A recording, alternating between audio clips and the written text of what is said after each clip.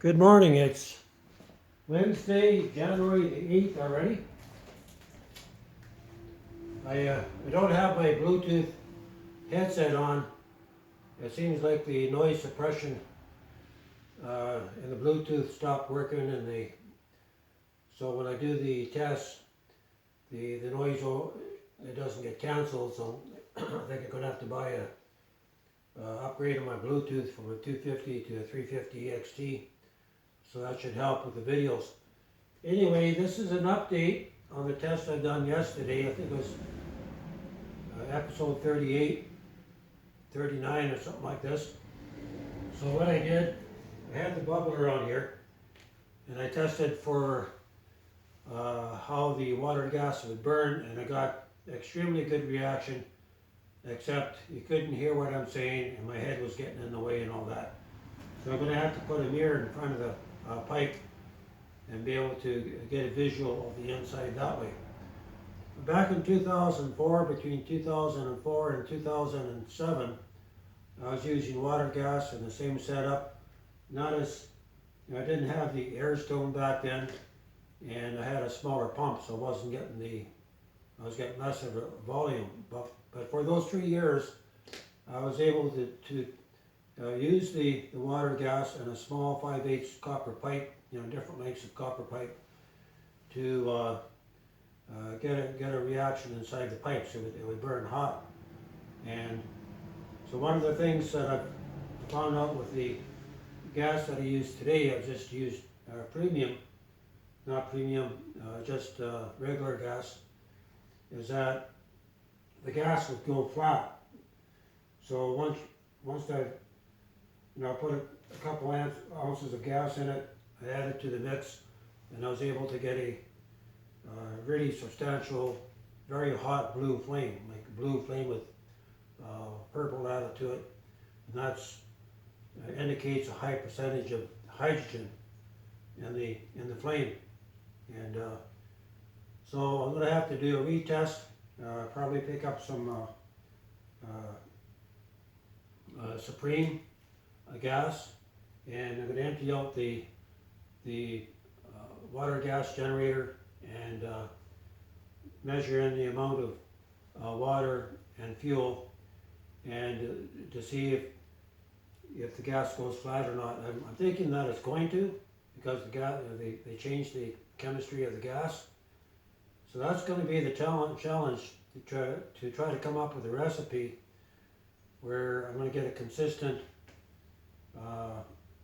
generation of water gas that's going to be able to burn without the gas going flat. So that's going to be the challenge.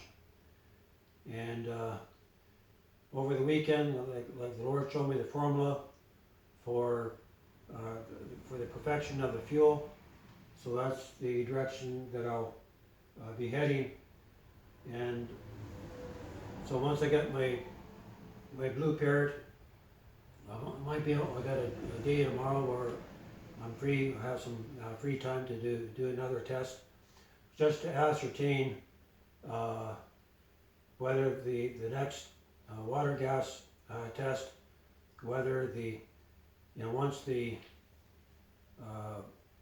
high ends of the gas is burnt off, and just to watch the reactions there. Maybe it could be just the octane in the fuel that's doing this, but I know in the past I was using water gas for 3 years, and I didn't have any problems with the water gas going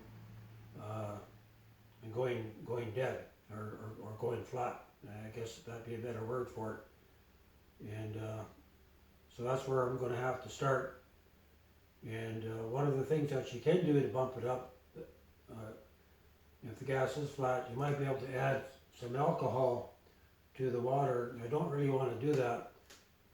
And it could be other variables. It could, sometimes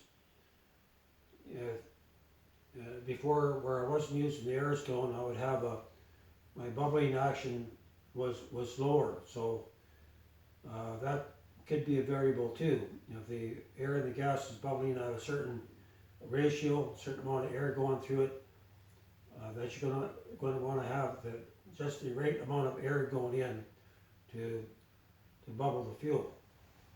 And that's not really controllable if you're using a generator set or using an engine, a vehicle, because you can't, govern the amount of air that's going in. You get what you get. And so this next few tests is going to give me an indication of what premium gas is going to do, how long that it's going to take for it to go flat, if it does go flat. And if it does go flat, then that's where the challenge begins.